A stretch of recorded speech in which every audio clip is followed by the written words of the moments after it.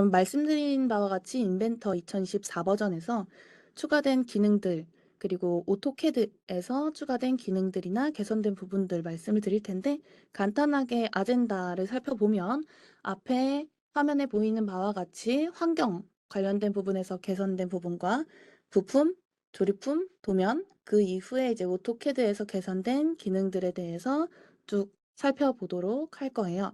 아마 이전에도 제가 진행 드린다거나 이제 다른 엔지니어 분께서 진행하셨던 그 신기능 관련된 부분들을 보시게 되면 전체적인 기능은 상당히 많이 개선된 부분이 있겠지만 그중에서도 좀 주요하게 몇 가지만 찝어서 설명드리는 부분이 있으니까 혹시 나중에 좀 더 자세하게 어떠한 기능들이 추가되었나에 해당되는 부분이 있으시다면 따로 신기능 관련된 자료를 제공드리도록 하겠습니다. 그럼 환경 관련된 이제 개선된 사항들은 앞에 보시는 바와 같이 한 6가지 정도로 골라봤어요. 그래서 아이로직 이제 적용해서 사용하시는 분들도 많이 계실 것 같은데, 아이로직 관련된 부분에서 개선된 사항들, 그리고 인벤터 스튜디오에서 이제 렌더링 할 때에 대한 그런 사이즈라든지, 스텝 파일 로드할 때에 대한 좌표값 로드를 하는 부분, 그리고 모형 검색기에서 개선된 사항, 그 초기에 화면을 표시하는 방법에 대해 개선된 부분, 이렇게 좀 살펴보도록 할 건데요. 아까 전에 제가 이제 2024 버전에 대한 베타에 참여를 하시게 된다면 가상 공간에서 미리 테스트를 할 수 있다라고 말씀드렸었어요. 그래서 오늘 이렇게 제공드리는 내용들이 지금 앞에 보이는 페이지에서 보시는 바와 같이 이런 가상 공간이 제공이 되어서 제가 지금 좌측에 어떠한 마우스로 클릭이 되어 있는 항목을 보시게 되면 이렇게 인벤터 2023 버전이라든지 2024 버전 베타라든지 오토캐드 2024 버전이라든지 이렇게 베타 버전들에 대해서 미리 설치된 가상 환경이 제공되기 때문에 이 가상 환경에서 내가 테스트를 해보고 싶은 어떤 기능이 있다라고 했을 때 사실 제 PC에 설치를 하게 되면 사용하는 PC에서는 기존에 설계하던 버전과 그리고 제가 테스트하고자 하는 버전 두 개의 버전이 공존하면 데이터가 좀 이제 업그레이드 되는 문제가 있기 때문에 다운그레이드는 안 된다는 거 알고 계시죠? 그래서 3D CAD는 다운그레이드가 안 되기 때문에 이런 문제를 좀 극복해서 베타 버전에 대한 기능의 테스트를 하기 위해 이러한 가상 공간을 제공을 했다라고 보실 수 있어요. 그래서 혹시나 이 부분에 대해서 한번 테스트를 해보고 싶다라고 하시는 분께서는 따로 EDNC 쪽으로 연락 주시면 좋을 것 같고요. 다음에도 만약에 2025 버전이나 26 버전이 이제 출시가 되기 이전에 베타에 참여하고 싶다라고 하시는 분께서는 따로 말씀 주시면 좋을 것 같습니다. 그럼 이제 환경 쪽에서 아까 말씀드린 것처럼 아이로직 관련된 부분에 개선된 사항인데요. 사실 이제 설계 데이터를 다른 이름으로 저장을 해서 디자인 어시스턴트라고 하는 인벤터의 유틸리티를 통해서 각각의 파일에 링크를 유지한 상태에서 이름을 변경하는 작업을 많이 해보셨을 거예요. 근데 이렇게 하다 보면 팩앤고 통해서 내가 원하는 어떠한 폴더에 저장을 한번 하고 그 다음 스텝으로 넘어가서 다시 이름을 디자인 어시스턴트 아마 사용해 보신 분들께서는 아시겠지만 조금 번거로운 부분이 있었을 거예요. 그래서 이렇게 절차를 2가지 스텝을 통해서 진행을 하셨어야 되는데 지금 아이로직 쪽에는 설계복사 기능이 개선이 되어서 지금 제가 이제 아래쪽 2번째 줄에 표기를 해 놓은 것처럼 혹시나 우리 회사는 2023 버전을 아직 써야 된다라고 하면 2023 버전의 2번째 업데이트에서 개선된 부분이니까 이 업데이트를 적용해 주시게 되면 따로 복사하고 이름 바꾸는 게 아니라 바로 아이로직 설계복사 당시에 내가 원하는 어떠한 키워드를 찾아서 단어를 대치하는 과정을 통해 설계 데이터를 원하는 위치로 복사할 수 있다라고 보실 수 있습니다. 또 2번째 아이로직 쪽에서 개선된 사항인데요. 인벤터는 이제 설계 툴이지만 2번째 세션에서도 말씀드릴 볼트는 PDM 제품이죠. 그래서 우리 회사의 설계 데이터들을 좀 더 효율적으로 관리한다라는 측면에서는 PDM 제품을 함께 사용을 하고 계실 텐데 이 PDM 관련된 사항이 사실 기존에는 아이로직에 구성이 되어 있지 않았었어요. 그렇기 때문에 우리가 아이로직 내에서 볼트 작업에 좀 더 자동화를 하고 싶다라고 했을 때에는 VBA를 통해서 별도의 개발을 한다던가 했었어야 되는 좀 이제 번거로운 사항이 있었겠죠. 그렇기 때문에 이 부분이 아이로직의 기능으로 따로 들어와서 지금은 앞에 보이는 이 리스트의 항목들이 볼트에 있는 기능들 중에 가장 많이 사용되는 기능들일 건데 이 기능들이 지금 아이로직에 바로 사용될 수 있도록 추가되었다 보시면 될 것 같습니다. 인벤터 스튜디오 아마 사용 많이 해보셨을 것 같은데 인벤터 스튜디오 사용을 하시면 그 이미지 작업뿐만이 아니라 영상 작업도 같이 출력을 하실 수가 있어요. 앞에 보시는 것처럼 기존에는 4096 픽셀 정도까지를 출력할 수 있었는데 지금은 16K 픽셀 단위로 출력을 할 수 있어서 혹시나 좀 큰 사이즈의 디스플레이에서 어떠한 영상을 플레이해야 한다 또는 이미지를 다른 고객사에 보여줘야 된다라고 하는 경우에는 이렇게 높은 퀄리티의 이미지 또는 영상을 출력할 수 있어서 이 부분을 좀 활용해서 작업하시면 될 것 같고요. 16,000 픽셀 이상의 값을 입력하게 되면 붉은 글자로 바뀌면서 이 이상의 값은 입력할 수 없다라고 나오기 때문에 그 부분도 알고 계시면 좋을 것 같습니다. 다음은 이제 스텝 파일을 로드할 때 UCS를 포함할 수 있는 기능이 추가되었어요. 기존에는 이 스텝 파일에 있는 어떠한 부분이 원점이었는지를 파악할 수 없기 때문에 각각의 부품이 자동으로 어떠한 임의의 포인트가 원점에 배치된다던가 하는 문제사항이 있었지만 지금은 원본 데이터에 UCS를 함께 포함해서 조립품이나 부품이 로드되기 때문에 어떠한 위치에 원점이 존재하는지가 시각적으로 바로 보이게 됩니다. 그리고 알고 계시겠지만 그 뷰탭에서는 이러한 추가적인 참조 형상이라든지 어떠한 형상들을 가시성을 끄거나 켤 수가 있기 때문에 그 부분도 사실 지금 이렇게 보이지만 일괄적으로 안 보이게 숨겨주실 수도 있는 부분을 알고 계실 것 같아요. 다만 아래쪽에 보이시는 것처럼 IGS 데이터를 로드할 때에도 해당 옵션이 존재하긴 하지만 UCS가 로드되지는 않는다는 점 알고 계시면 좋을 것 같고요. 그래서 이렇게 스텝 파일 로드할 때 UCS가 보인다면 우리가 원하는 그 원점과 원점을 따로 구속 조건을 통해서 일치시켜 주신다거나 하는 데 활용할 수 있기 때문에 이 부분 알고 계시면 좋을 것 같습니다. 사실 크게 와닿지는 않으실 수도 있겠지만 저는 이 부분이 추가되어서 상당히 좋다라고 생각했던 기능 중 하나인데요. 이전에 어떤 기술 문의를 받을 때에도 이런 게 좀 추가되면 좋겠다라는 사항들을 몇 번 접했던 것 같아요. 우리가 그래픽 영역에서 어떠한 요소를 클릭했을 때 그 클릭된 요소가 모형 검색기에 어떠한 부분에 해당되는지가 하이라이트가 되지 않았기 때문에 일일이 스크롤 내리면서 찾아줘야 되는 좀 번거로움이 있었어요. 근데 그 번거로움이 지금 없어졌다라고 보시면 될 것 같습니다. 그래서 이 부분은 사실 이렇게 이미지로는 와닿지 않을 수 있어서 간단하게 어,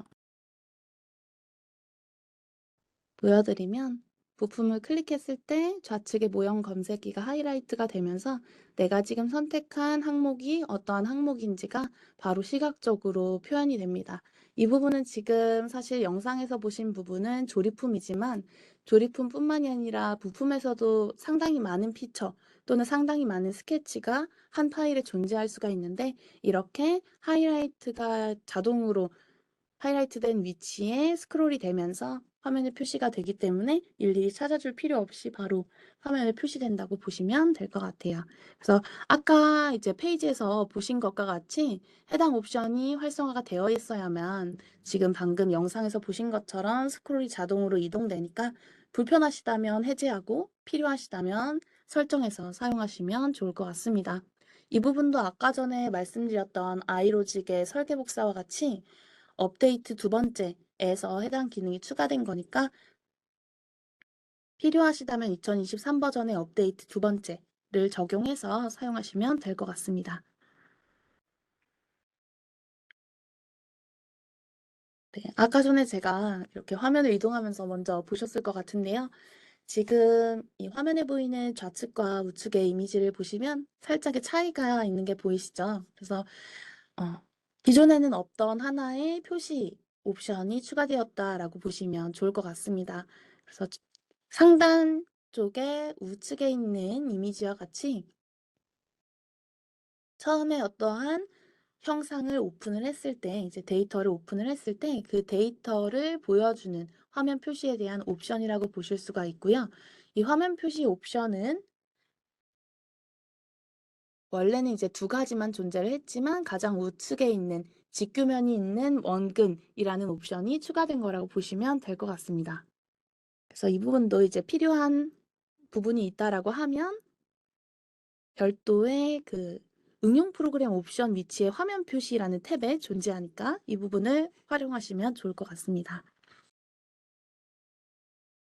방금까지 이제 환경 쪽에 개선된 부분이었고요. 이제 부품 쪽에 개선된 부분들 마찬가지로 말씀을 드릴 텐데 앞에 목록에 보이시는 것과 같이 지금 4가지 정도로 꼽아서 말씀을 드릴 예정이에요. 먼저는 이제 마감이라고 하는 피처는 별도로 기존에 없다가 생성된 기능이라 보시면 될 것 같고요.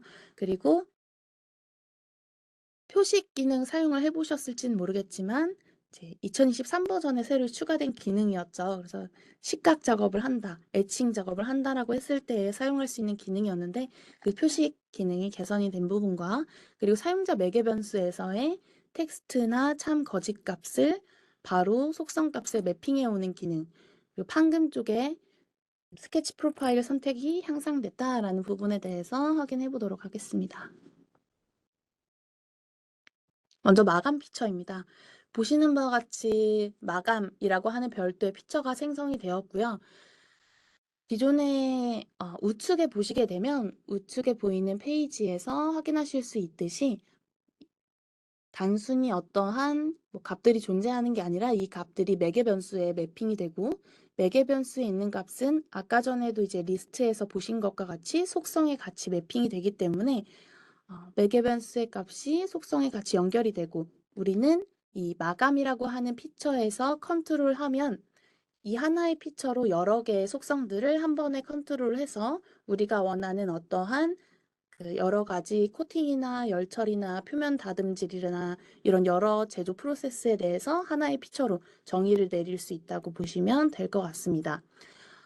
기존의 프리셋 또는 사전 설정이라는 기능을 보신 분들이 많으실 것 같아요. 예를 들어 구멍이라는 것을 사용을 할 때, 구멍 기능 사용할 때에는 구멍 스펙이 다양하게 존재하겠죠. 카운터보어의 M5라든지 또는 카운터보어의 M3라든지 이런 여러 가지의 스펙들이 있을 텐데 자주 사용하는 건 사전 설정을 설정해서 사용하셨을 거예요.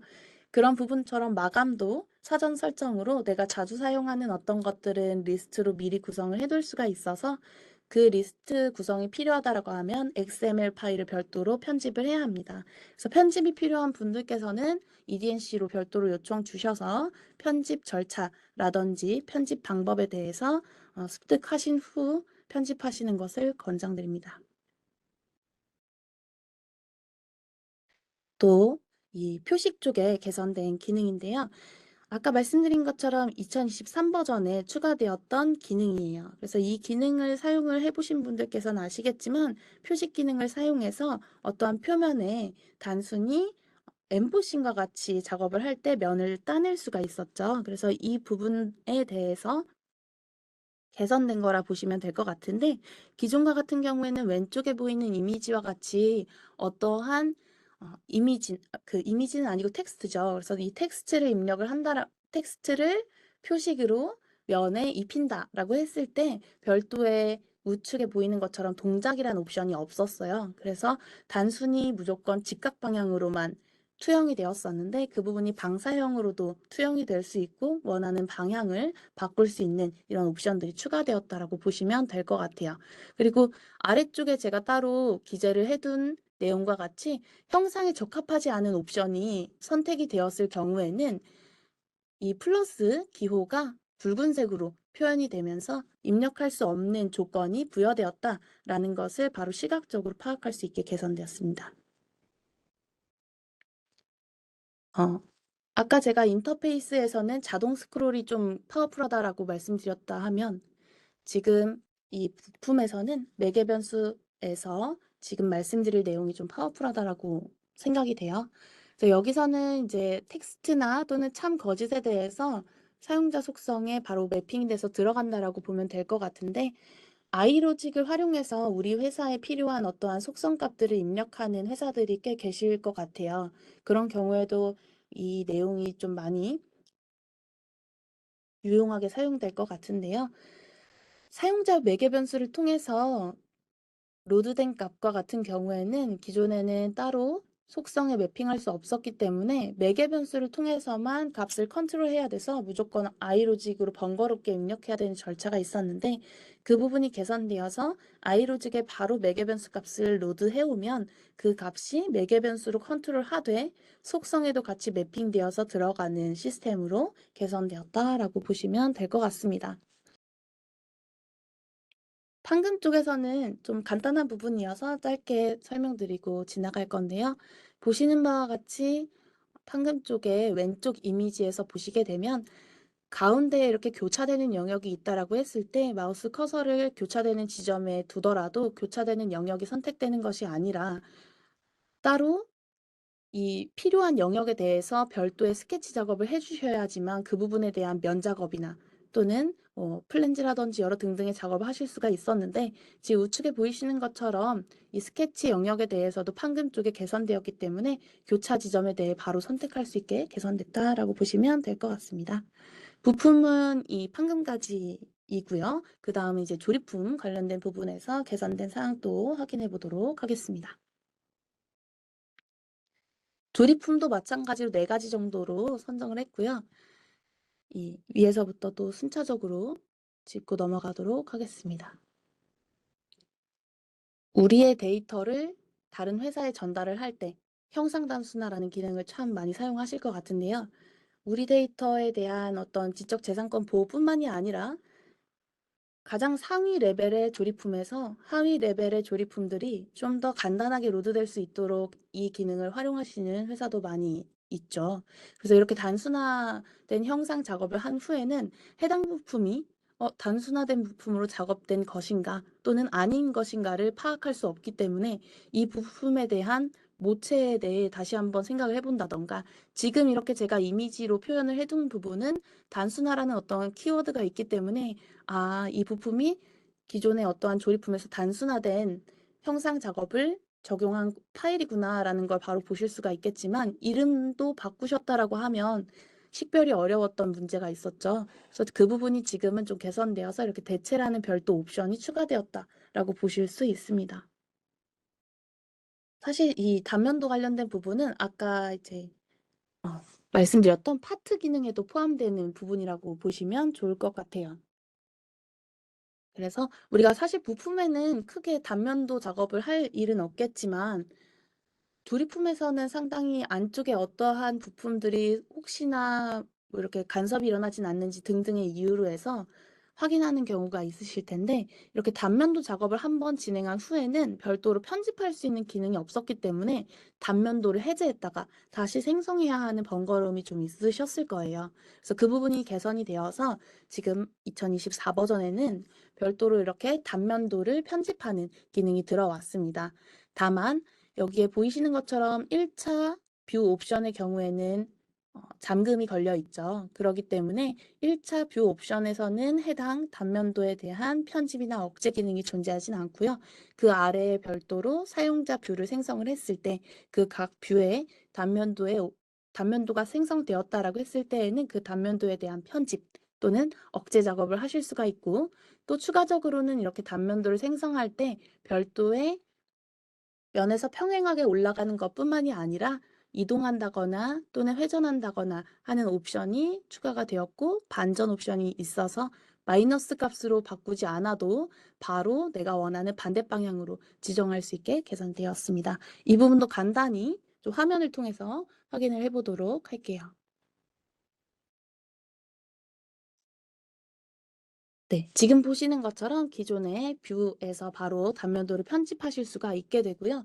단면도를 편집할 때 바로 내가 원하는 어떤 값을 입력하거나 또는 회전이 필요하다라고 했을 때에는 회전 값으로 해서 내가 원하는 위치로 바로 회전을 해서 배치를 해주고, 그리고 나서 이제 확인을 해주게 되면 이 단면도 값이 결국에는 해당 뷰 옵션에 바로 반영되는 거라 보시면 돼요.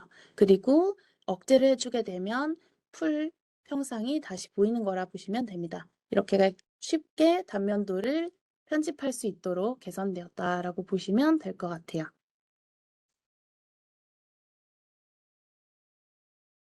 또 조립품에서는 이제 패턴 관련된 부분이 좀 개선이 되어서 원형 패턴을 할 때에 원래는 이제 스케치 쪽에 먼저 해당 부분이 개선되어서 정렬이라던가 증분이라던가 이런 옵션이 들어왔었는데 이 부분이 조립품에서의 부품도 마찬가지로 해당 옵션을 적용할 수 있도록 개선이 되었다고 보시면 될 것 같고요. 그리고 왼쪽에서 보시는 바와 같이 원통면에 있는 축을 바로 선택할 수가 없었는데 원통면을 선택해서 원통면의 축 방향으로 요소들이 패턴될 수 있도록 개선되었다라고 보시면 됩니다. 추가적으로 이 직사각형 패턴을 하실 때 마우스 커서 모양의 우측에 있는 화살표를 클릭하시게 되면 X, Y, Z 각각의 축들이 기존 축으로 이미 구성되어 있어서 혹시나 해당 방향들을 선택해주고 싶다라고 했을 때에는 리스트로 구성된 옵션을 통해서 적용할 수도 있습니다. 사실 이 배관이라는 작업은 이전에는 2D CAD에서 많이 하셨을 수도 있긴 한데 요즘에는 고객사 쪽에서 클라이언트 쪽에서 요청해서 이 배관 작업을 3D에서도 하셔야 되는 경우가 많아지는 것 같더라고요. 그래서 이 배관 작업을 하는 경우에는 3D 스케치를 이제 작업해서 한다거나 또는 바로 배관 작업을 하는 경우가 있을 텐데 지금 보시는 것처럼 이 사용자 엘보우라고 하는 항목이 기존에는 45도와 90도로 이렇게 나뉘어져 있었기 때문에 별도로 사이각에 있는 다른 뭐 33도라든지 또는 뭐 75도라든지 이런 등등의 별도의 내가 원하는 각도를 입력할 수 없었던 좀 문제가 있었습니다. 이 부분이 개선이 되어서 기존과 같은 경우에는 기능 자체가 제공이 안 되었으니까 가운데가 뻥 뚫려 있으면 그 부분을 내가 원하는 형상으로 따로 파트로 작업해서 배치시켜 줬어야 됐겠지만 지금은 이 기능이 제공되어서 지금 가운데에 이렇게 색상으로 처리되어 보이는 것과 같이 사이각이 지금 45도가 아님에도 이렇게 엘보우가 생성되어서 바로 배치가 될 수 있게 개선이 되었다라고 보시면 됩니다. 이 부분도 마찬가지로 간단히 화면에 같이 보면서 확인해 보도록 하겠습니다.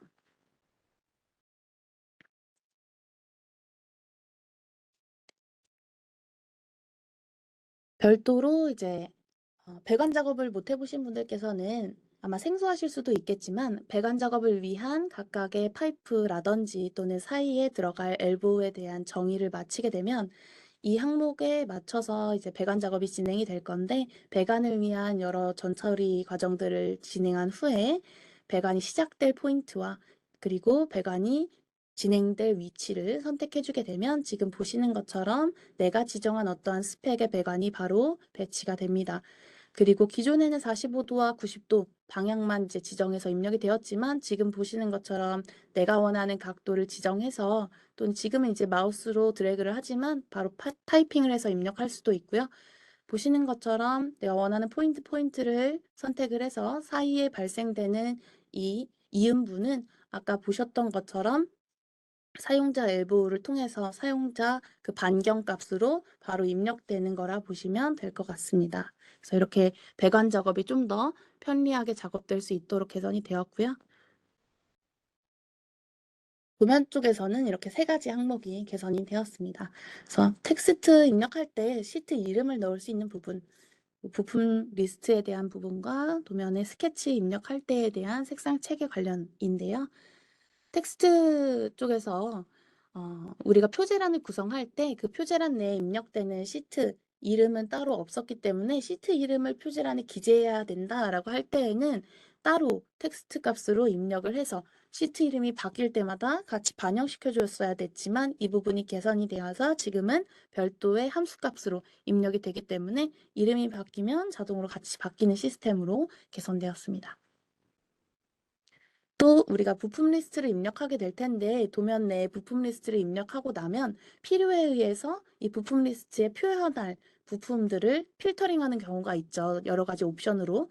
여러 가지 옵션으로 필터링을 하고 나서는 사실 왼쪽에 모형 검색기 내에 입력된 부품 리스트의 아이콘이 필터 모양이 없었기 때문에 지금 이 입력된 부품 리스트가 최종 모든 풀데이터인지 아니면 필터링된 데이터인지를 몰랐기 때문에 시각적으로 파악이 어려웠지만 지금은 이제 아이콘이 변경되어서 보시는 것처럼 필터 모양 아이콘이 추가가 되어서 바로 시각적으로 파악이 될 수 있게 개선이 됐다. 보시면 될 것 같습니다. 색상 체계 관련이 좀 개선이 되어서요. 사실 왼쪽에 이미지처럼 뭐 작업할 수 있다고 간단히 샘플로 추가를 해두었는데 필요시에 의해서 어떠한 환경의 색상 체계를 기존에 구성되어 있는 값이 아닌 내가 사용자화해서 사용하는 분들이 많이 계시죠. 그래서 이 부분에서는 사실 도면 쪽에는 이런 도면의 스케치 요소에 대한 부분은 따로 컨트롤이 안 됐기 때문에 필요시에는 레이어를 이용한다거나 또는 각각의 선의 특성을 부여해서 선 색상을 별도로 컨트롤하는 경우가 있었어요. 근데 이렇게 되면 어떠한 선이 레이어가 적용이 되었는지 안 되었는지 또는 어떠한 선에는 특성이 적용되었는지 안 되었는지를 별도로 파악했어야 되기 때문에 좀 번거로웠지만 지금은 그 도면에서의 스케치 색상들에 대해서 별도로 컨트롤할 수 있는 색상 체계가 추가되었으니까 이 기능 통해서 적용하시면 좋을 것 같습니다. 네, 이제 오토캐드 쪽에서 개선된 사항들 말씀을 드릴 건데요. 이 오토캐드 쪽에서는 앞에 보시는 것 이외에도 많은 기능들이 추가되고 개선되었지만 이 중에서 좀 크게는 3가지 정도만 별도로 살펴보도록 하겠습니다. 첫 번째로는 이제 인벤터에서도 똑같지만 인벤터에서는 상당히 많은 기능들이 개선되어서 그 부분을 좀 이 부분을 설명드리지 않았지만요. 오토캐드랑 인벤터 똑같다라고 생각해 주시면 될 것 같아요.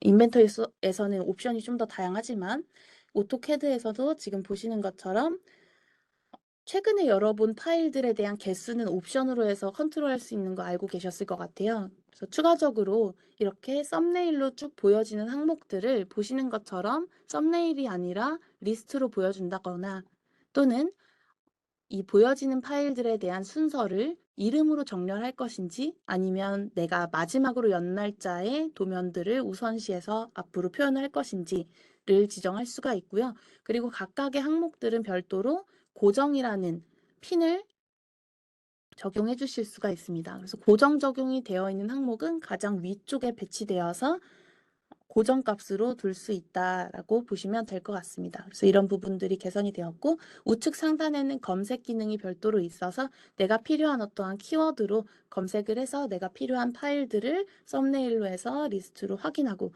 열어볼 수 있다고 보시면 됩니다. 그리고 이 부분도 좀 활용되면 괜찮을 것 같은 기능인데요.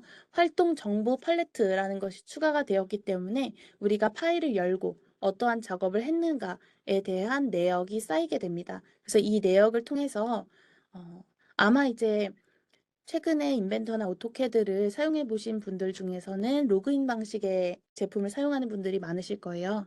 이렇게 오토데스크 제품에 로그인을 함으로써 어떠한 사용자가 이 제품을 사용했다라는 내역들이 쌓이게 되기 때문에 그 유저에 대한 정보가 그 파일에 함께 저장된다라고 보시면 될 것 같습니다. 그래서 어떤 유저가 어떠한 것을 변경했고 편집했구나라는 하는 내역들이 쌓이게 되고요. 그래서 이 내역을 통해서 각각의 사용 현황을 살펴볼 수가 있고 제가 예시로 하나를 이쪽에 넣어 두었는데요. 파일 이름이 바뀌었다거나 하는 등등의 오토캐드가 열리지 않은 상태에서 변경된 것들에 대해서는 어떠한 유저가 바뀌었는지 로그인이 안 되어 있는 상태에서 바뀐 거기 때문에 파악은 어렵다라고 알고 계시면 될 것 같습니다.